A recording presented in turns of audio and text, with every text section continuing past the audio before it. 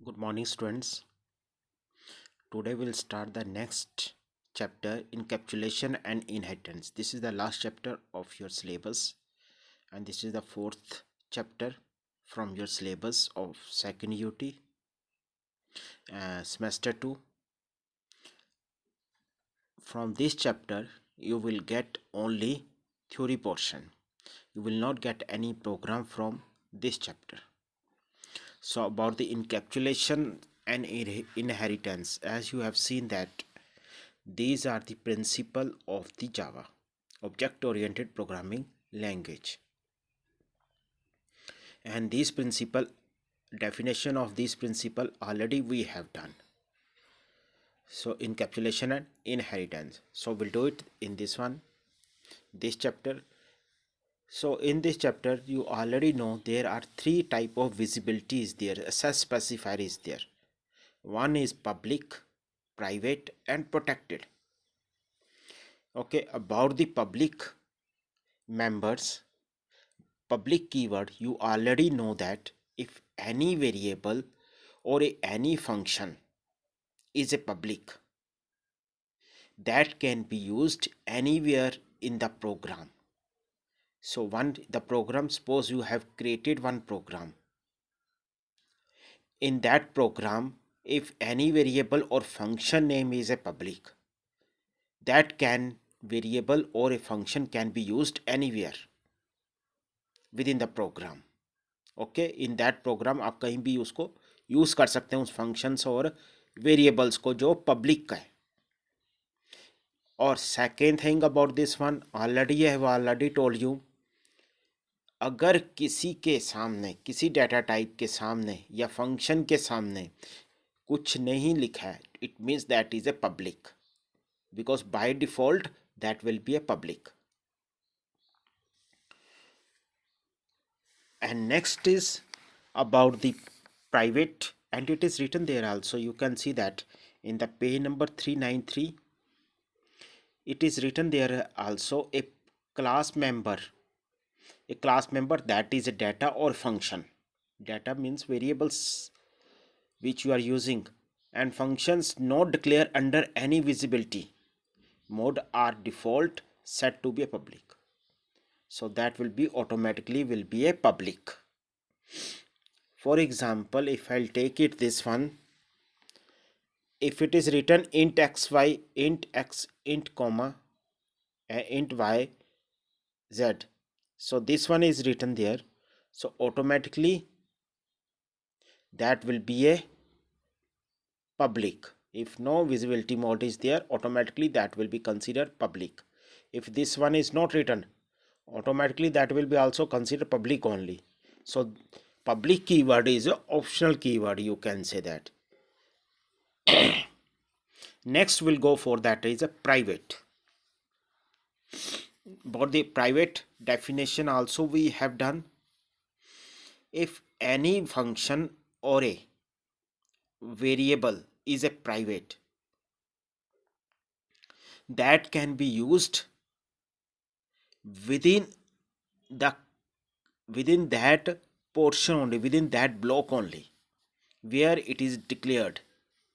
इसमें एग्जांपल दे सकते हैं, प्राइवेट एक्स वाई जेड है, तीन वेरिएबल्स प्राइवेट है. You can see that these variables we can use it within. आप लोगों को पहले ही मैंने बताया था कि एक प्रोग्राम में आप एक से ज़्यादा क्लासेस क्रिएट कर सकते हैं, पर अभी तक हमने एक प्रोग्राम में एक क्लास ही क्रिएट की है.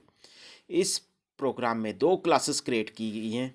एक क्लास का नाम है सम, दूसरी का नाम है ABC, and within the sum class we have declared variables x y z. In variables को डिक्लेयर किया है और ये वेरिएबल्स इसी क्लास के अंदर यूज होंगे. ओके, सम क्लास के अंदर, ये ABC के अंदर यूज नहीं हो पाएंगे ये वेरिएबल्स. अगर ये एक्स वाई जेड अगर पब्लिक होते, ये ABC क्लास के अंदर भी यूज हो जाने थे, क्योंकि both are the same program, both the classes are declare within the same program. तो ये फर्क होता है पब्लिक और प्राइवेट, कि प्राइवेट का स्कोप लिमिटेड होता है, public can be used anywhere in the program, or private within that particular class where they have declared. और प्राइवेट मेथड भी आगे बता दिया। प्राइवेट मेथड के बारे में पहले वेरिएबल्स थे, इसमें मेथड बताया हुआ है। मेथड आप लोगों ने पहले भी कर रखे थे कि मेथड होते क्या हैं। जैसे यहाँ पर लिखा है private void get value. Get value is a method.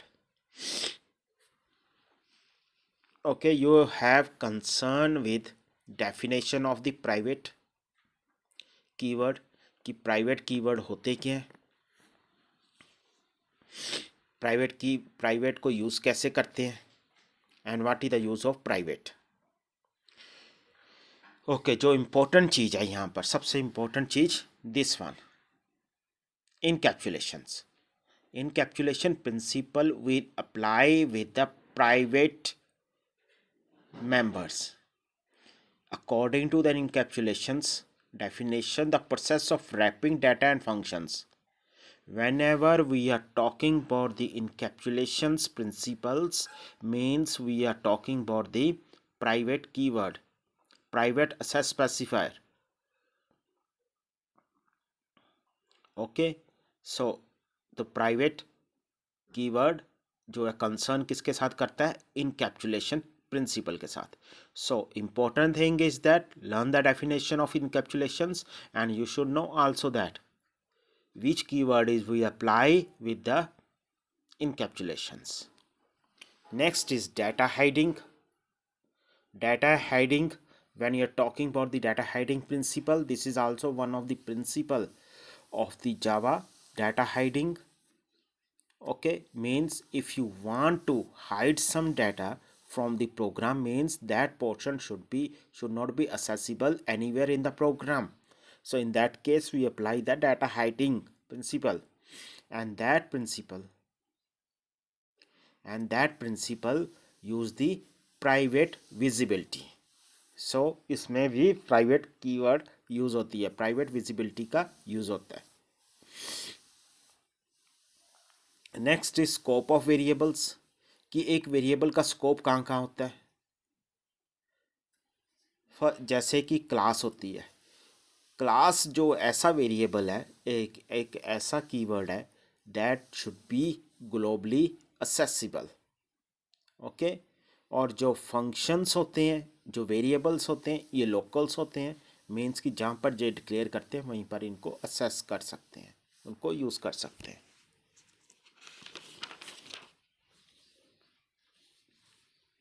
Next is instance variable. कई बार ये डेफिनेशन आई हुई है एग्जाम में। What is instance variables? The variable that is declare with in a class outside the member method, कि member methods के बाहर पर with in the class अगर हम यूज़ करते हैं वेरिएबल्स को, उन वेरिएबल्स को इंस्टांस वेरिएबल कहते हैं। इसकी सिंपल सी एग्जांपल से आप इजीली अंडरस्टूड। ये एग्जांपल जो दे रखी है, क्लास का नाम है नम, उसके बाद brace, you can see that name m1 m2 m3 and पर, these all are the variables. You can see that these variables are declared after the class. Okay, within the class these are declared, but afterwards you can see that it is written the display, but before the method. Display is the method.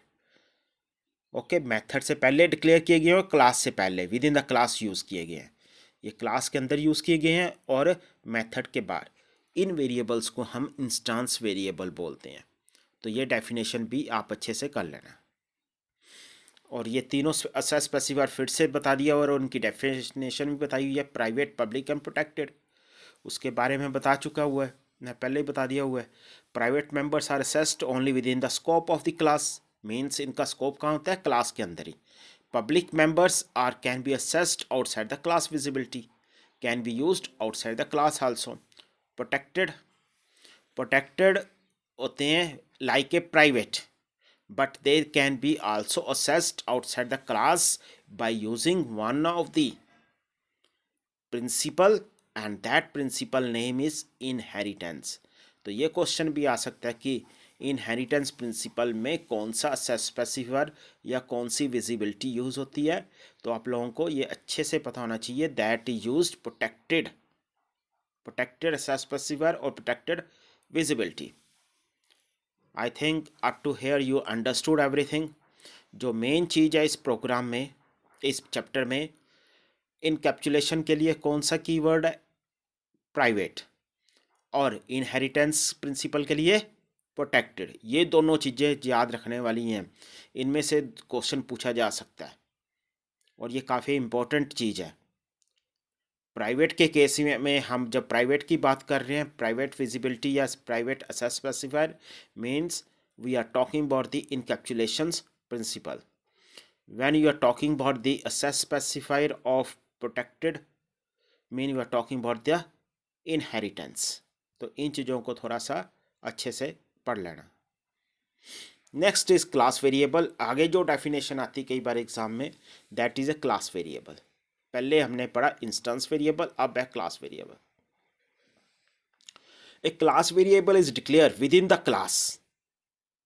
Okay, ये भी class के अंदर declare होते हैं। दोनों में जो instance variable है, क्लास वेरिएबल है, both are declare within the class, but the difference is which is given afterwards, that is a static, कि इसके साथ स्टैटिक कीवर्ड यूज होता है। Okay, you can see the example also. Class sample, string name and string ADR. Here string name and ADR, name and ADR are the instance variable, और count क्या होगा, class variable। ये दोनों के चीज़ में बारे में आपको अच्छे से पता होना चाहिए। ये कई बार डिफरेंस पूछा जाता है, what is the difference between class variable और इंस्टेंस वेरिएबल, तो इसलिए आप लोगों को पता होना चाहिए दोनों के बारे में। यस, नेक्स्ट पेज में ये दे भी रखा हुआ है इनका डिफरेंस अच्छे से पढ़ लेना आप लोग। 1 या 2 क्वेश्चन पूछे जा सकते हैं इसमें से, 1 या 2 नंबर का। Next is local variable. एक होते लोकल वेरिएबल भी। Local variables are the variable that declare within the function और अ मेथड। जब हम किसी मेथड या फंक्शन के अंदर डिक्लेयर करते हैं किसी वेरिएबल को, उसको लोकल वेरिएबल कहते हैं, और इसका स्कोप भी उसी फंक्शन के अंदर तक ही रहता है। Outside that function you can't use that variables. एक एग्जांपल दे रखी इसने भी, class local int A and B. A and B तो इंस्टेंस वेरिएबल हुआ क्योंकि क्लास के अंदर दिए हैं, और उसके बाद मेथड जो फंक्शन दे रखा है वो उसका नाम क्या है, ऐड। इस फंक्शन के अंदर आप देख सकते हो एक वेरिएबल दिया हुआ है, डिक्लेयर किया C, and this is the local variable. I think you understood this one also. Next will go for the inheritance के बारे में बात करते हैं। इनहेरिटेंस के बारे में पहले ही बताया था कि इसमें कौन सा कीवर्ड यूज होता है, प्रोटेक्टेड विजिबिलिटी। सो इसकी डेफिनेशन भी पढ़ लेना अच्छे से इनहेरिटेंस की। Inheritance, whence a process by some properties of class shared by another class is known as inheritance। कि एक क्लास की जो प्रॉपर्टीज हैं, okay, properties of one class can be share by another class. Properties means उस class के अंदर जो variables आपने डिक्लेयर किए हैं, जो मेथड यूज़ किए हैं, जो फंक्शन यूज़ किए हैं, अगर कोई दूसरी क्लास भी उसको यूज़ कर ले तो उसको हम बोलेंगे इनहेरिटेंस। ओके, तो इस केस में बताया हुआ है कि जो बेस क्लास होती है, बेस क्लास और ड्राइव्ड क्लास के बारे में थोड़ा सा पढ़ लेना इसके बारे में। Parents can be referred as a base class, means कि जहाँ पर ये सारी प्रॉपर्टीज या फंक्शंस हैं उसको हम बेस क्लास करते हैं, और जहाँ पर ये यूज़ होंगी, जो क्लास इसको यूज़ करेगी उसको ड्राइव्ड क्लास बोलेंगे। इसने एग्जांपल दे रखी है एक, कि parents as a base class. Okay, parents एक बेस क्लास है और उसकी जो प्रॉपर्टीज़ हैं, प्रॉपर्टीज़ मीन्स उसके फीचर्स होते हैं, जैसे कोई भी फीचर्स वगैरह हैं, अगर वो कोई दूसरी क्लास यूज़ कर रही है वो चाइल्ड क्लास बोली जाएगी। ओके, तो ये थोड़ा सा इसको भी पढ़ लेना। Visibility mode of inheritance.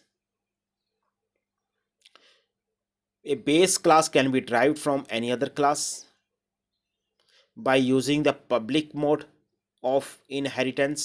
By using the public mode or the public and protected members, फिर से आ गया इसमें, of the base class act as a public members of the derived class. Okay अगर बेस क्लास में अगर कोई public है और उसको आसानी से आप यूज़ कर सकते हैं बेस इसमें ड्राइव्ड क्लास में। और एक और चीज़ जो मैंने बताना चाहता हूँ वो चीज़ है यहाँ पर ये वाली कि जब इनहेरिटेंस हम यूज़ करते हैं तो एक कीवर्ड होता है जो इम्पोर्टेंट होता है, that is x tends. Means public derived class, class is always a public, ये पब्लिक कीवर्ड आपके लिए ऑप्शनल है, ये तो पहले ही बताया हुआ है। ड्राइव्ड क्लास मीन्स की जो मेन क्लास है आपकी, एक्सटेंड बेस क्लास, और जहाँ पर आपने फीचर लेके जाने इसके उसको बोलेंगे बेस क्लास। वहाँ पर अगर जा रहे हैं तो वहाँ पर हम लेके जाना है तो उसके लिए हम करेंगे एक्सटेंड कीवर्ड्स। एग्जांपल दे रखी है, एक क्लास का नाम है ABC, इसके अंदर हमने ये फंक्शंस और वेरिएबल्स यूज़ किए गए हैं। और सेम प्रोग्राम में एक और क्लास यूज़ की है हमने XYZ, और you can see that after XYZ class name what we have written there extends ABC, means कि XYZ के पास XYZ के को जितनी भी प्रॉपर्टीज ABC से चाहिए वो सब ले सकेगा। तो उसकी प्रॉपर्टीज मीन्स उसके जो फंक्शंस थे that can be used in this class. ABC class की जो इतनी भी प्रॉपर्टीज थी वो XYZ यूज़ कर सके। ओके इसकी जो इम्पोर्टेंट चीज़ है इनविजिबिलिटी के बारे में, ये विजिबिलिटी ऑफ इनहेरिटेंस के बारे में प्रोटेक्टेड कीवर्ड यूज़ करता है, और इसके जितने भी पब्लिक के मेंबर्स हैं वो बेस क्लास यूज़ कर सकती हैं with extend keyword.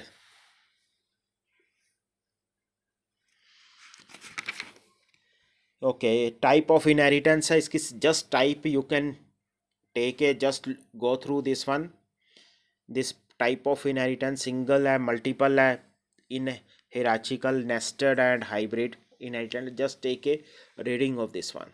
Only this much chapter is there, this one only theoretical part is there, and beside this you can see there this one exercise also, क्योंकि exercise में आपको थोड़ा सा different से questions मिल सकते हैं। बाकी प्रोग्रामिंग वगैरह इस चैप्टर में से कोई नहीं आएगी, तो इसकी रीडिंग ले लेना। किसी को कोई प्रॉब्लम आ जाए इस चैप्टर में से you can ask in my personal number. Okay, thank you everyone.